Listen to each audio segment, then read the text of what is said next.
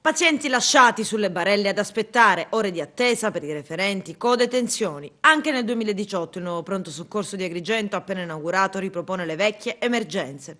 E ad annotare le lamentele degli utenti, esasperati gli agenti della polizia. A chiamare le volanti sono stati proprio i cittadini che, dopo aver aspettato ben 11 ore di attesa, hanno voluto chiedere a gran voce i propri diritti, temendo per i propri cari ammalati.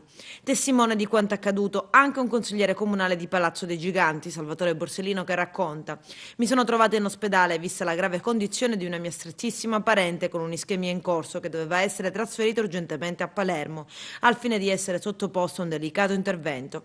Dopo ben 13 ore di attesa nulla si è mosso, solo un medico presente per centinaia di malati gravi che non ricevevano alcun assistente urgente, aggiunge Borsellino. Una sola ambulanza per l'intera provincia di Agrigento che, forse ironizza, doveva arrivare da Marte, con utenti ammalati gravi in attesa. Mi appello con forza, conclude il consigliere Borsellino, al direttore generale Venuti, da utente e da politico, dicendo che è vergognoso il modo in cui viene gestito questo ospedale. A breve interrogheremo l'assessorato regionale alla sanità e non solo.